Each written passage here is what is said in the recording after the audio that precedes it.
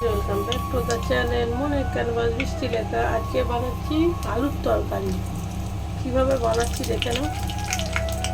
খাবো পরোটা দিয়ে, পরোটা হয়ে গেছে, তরকারিটা বানাবো। আমি সবেতেই উল্টো, আগে আলুর তরকারিটা বানিয়ে পরোটা সবাই বানাই, কিন্তু আমি বানাচ্ছি পরোটা বানিয়ে তারপর আলুর তরকারি। যাই হোক, এর মধ্যে দিয়ে দিলাম শুকনো লঙ্কা, তেজপাতা, তারপরে দিয়ে দিলাম আলু। এর মধ্যে দিয়ে দিলাম লবণ আর হলুদ।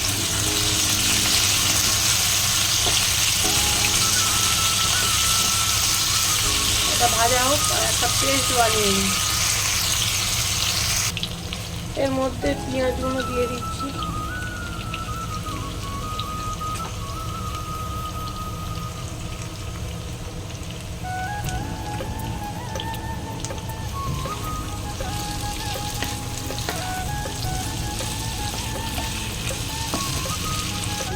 আর এখানে আলুর কোয়ান্টিটি কম বলে 2 কোয়া রসুন, একটুখানি আদা, 2টো কাঁচা লঙ্কা আর একটা টমেটো দিয়ে পেস্ট করবো।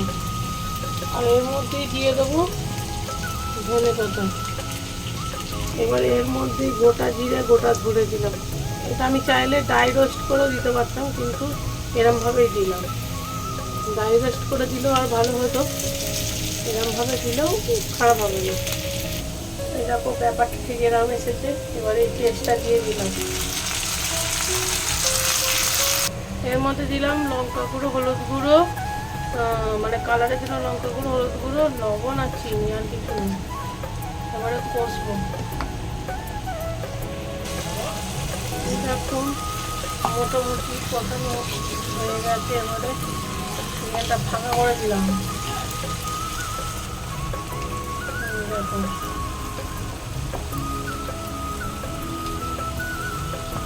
ডিম দিলাম।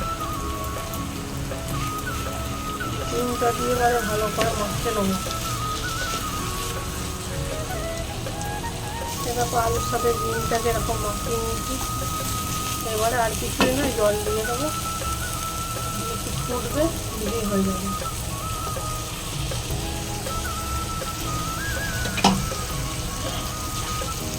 এই দেখো, কালি এবার একটুখানি ফুটুক, আর ওপর থেকে একটুখানি চিকেন মশলা দেবো। দেখো, একটু চিকেন মশলা দিলাম।